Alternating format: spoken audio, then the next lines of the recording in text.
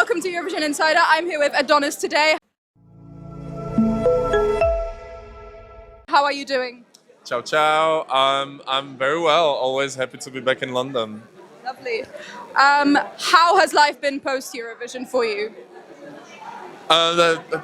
Fruity. Great. No, I mean, so many new people obviously joined my journey and stayed and are eager for new music and shows and everything. And I really appreciate it because that gives you a drive, that gives you motivation. And I haven't announced shows yet, and I feel like I owe this to everyone.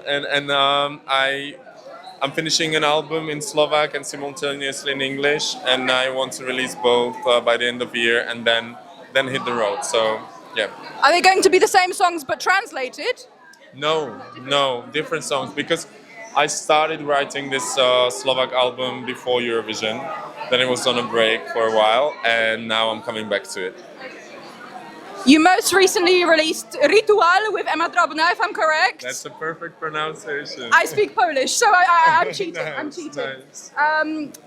I was going to say, how does that affect your plans for the future of music? But you said you want to do Slovak and English songs. Exactly, so that's one of the singles from the upcoming Slovak album. I'll be performing it tonight as Lovely. well. Emma's not joining, but I'll sing her part and she'll be on the LED joining at least.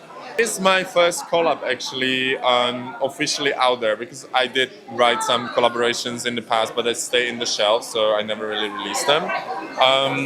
And I felt like it will be a local release for like the region, like local markets.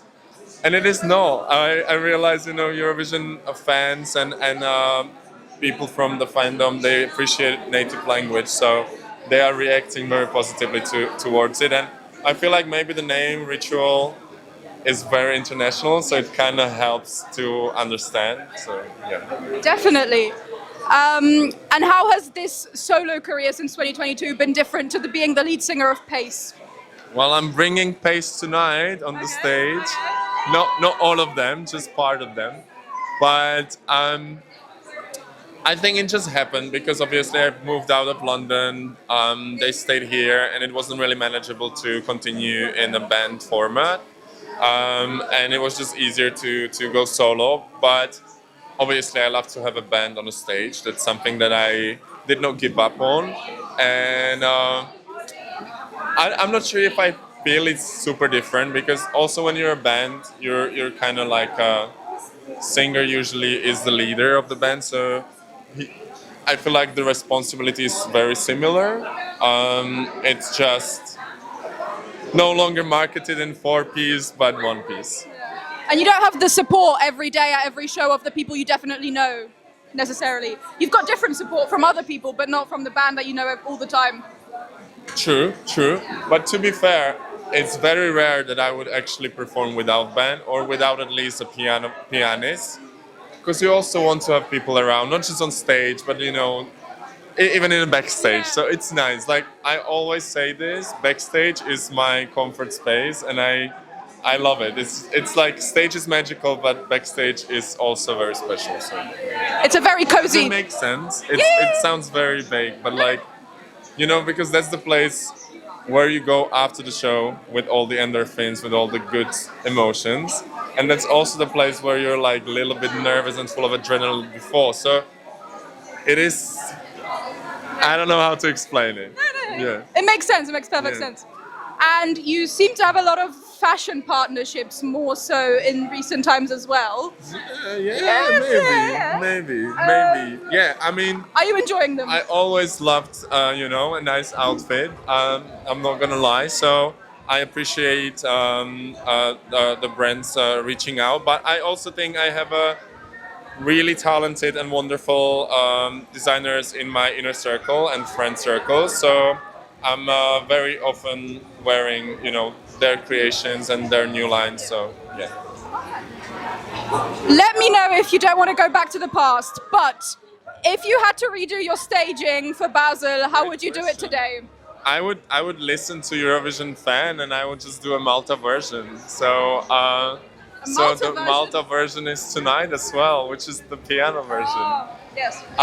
Listen, I think the staging definitely didn't translate the emotion that needed to be translated, and I would definitely do things differently, of course. But everyone is a general after the war, or how do you say it? So I think if we just went with the piano version and we were able to bring some special moments, some wow effect, the emotion would translate more, and the emotion that the song actually deserved would translate more. So yeah, if I go to the past, I would do this. But in the same time, you know, now I have the opportunity to build myself up again, and a lot of people are on that journey with me, and that's good too. Okay. Thank you so much. Do you have any last words for the fans of Europe? Oh my gosh, if you're my fan, I love you, and thank you. You're definitely my motivation on the days when I feel stuck or when I have a writer's block. So you might not even know how much I appreciate your support. Okay. Thank you so much. Thank you.